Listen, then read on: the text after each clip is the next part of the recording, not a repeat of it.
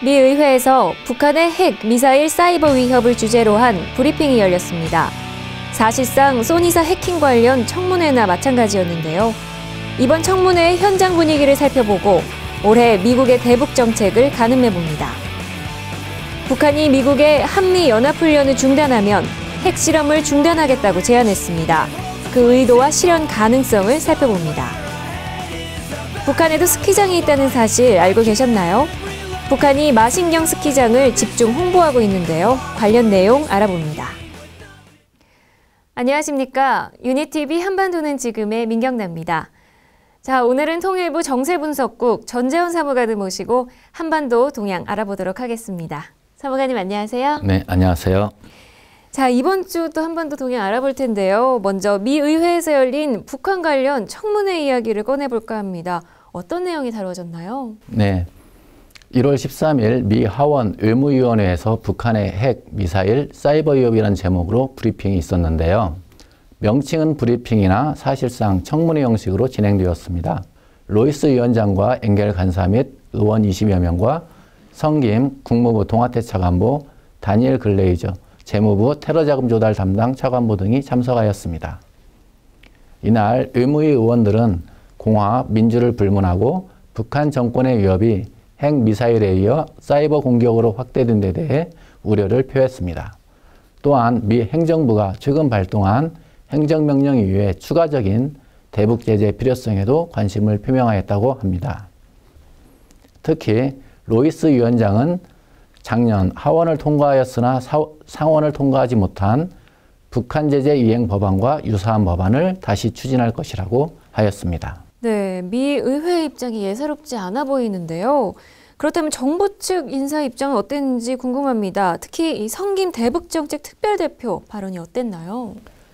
네, 성김 국무부 대북정책 특별대표는 북한이 불법 무기, 도발, 인권 탄압 행위를 스스로 포기할 것이라는 환상을 갖고 있지 않다.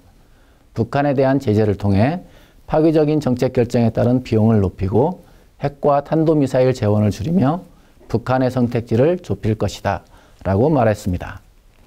또한 글레이저 테러자금 담당 차관보는 이번 대북제재 행령명령으로 북한을 국제금융 시스템으로부터 고립시키는 재무부의 권한이 크게 확장되었다며 앞으로 재무부는 강력한 제재 수단을 활용해 북한의 불법 행위를 적발해 나갈 것이다 라고 말하였습니다. 이런 당국자의 발언을 보면 미국의 북한에 대한 전략적 인내 정책이 소위 적극적 억제 정책으로 바뀌는 것이 아닌가 생각됩니다. 그런 만큼 북한이 비핵화 관련 진전된 모습을 보이지 않는다면 북미 관계는 올해 더욱더 힘든 과정을 겪게 될 것으로 보입니다. 네, 이 북한의 비핵화 진전이 미북 관계 및 남북 관계 발전으로 이어졌으면 좋겠습니다. 그런데 이 북한이 미국에 또 이런 제안을 했죠. 한미 연합훈련을 중단하면 핵실험을 임시로 중단하겠다 이런 제안도 했는데 그 의도는 무엇일까요? 네, 북한은 지난 1월 9일 미국이 한미 합동 군사연습을 임시 중단하면 북한도 핵실험을 임시 중단할 용의가 있다는 메시지를 미국 정부에 전달하였습니다. 북한이 올해 신년사에서 말하는 소위 10월의 대축전장에 들어서기 위해서는 대외관계 안정, 군사적 긴장 완화, 그리고 의저 유치를 통한 경제 분야의 성과 등이 필요한 상황입니다. 북한은 이러한 성과를 달성하기 위한 환경 조성 차원에서 미국과의 관계 개선이 중요하다고 보고 이번에 제안을 하게 된 것 같습니다. 네, 이런 북한의 제안에 대한 미국의 반응은 어땠나요? 네, 미국의 젠 사키 국무부 대변인은 북한의 이런 제안에 대하여 일상적 군사훈련을 핵실험과 연계시키는 것은 암묵적 위협이라는 반응을 보였습니다. 또한 북한 당국에 모든 위협을 중단하고 믿을 만한 협상을 제기하는 데 필요한 비핵화 조치를 취할 것을 촉구하였습니다.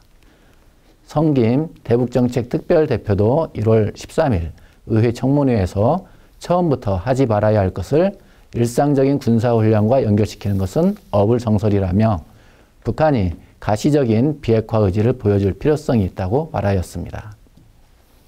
이러한 발언들은 미국이 북한의 핵실험을 일상적인 군사훈련과 같이 당연시하는 태도를 황당한 것으로 인식한다는 사실을 보여주며 북한이 비핵화 의지를 표명해야 북미 간에 신뢰할 만한 협상이 가능하다는 일관된 입장에 변화가 없다는 사실을 말해주고 있습니다.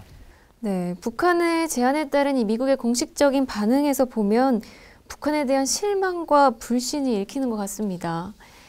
자, 그럼에도 불구하고 싱가포르에서 1.5트랙 북미 대화가 이어졌습니다. 이 내용과 또 향후 북미 관계 어떻게 보시나요? 네, 이번에 싱가포르에서 북미 간 방관 반민 형태의 접촉이 1월 18일부터 19일까지 있었습니다.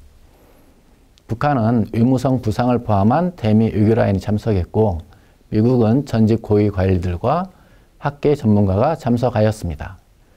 북한 의무성 부상은 한미 군사훈련이 한반도 긴장의 근본 원인이라고 주장하며 이번 핵실험 유예 제안의 의도와 목적을 미국 측에 자세히 설명하였다고 합니다. 한편 미국의 보지워스 전 대표는 우리는 들으러 왔지 미국을 대표해 어떤 제안을 전달하러 온 것이 아니다고 말하였습니다. 미국은 앞으로도 북한과 이런저런 형태의 접촉을 이어가겠지만 북한이 핵 경제 병진 노선을 고수하고 있는 만큼 북미 관계에 의미 있는 진전은 힘들 것으로 보입니다. 네, 북한의 핵 관련 외교 활동이 결국에는 북한의 핵 경제 병진 노선은 안 된다는 것을 확인시킨 아이러니한 상황이 된 것 같네요.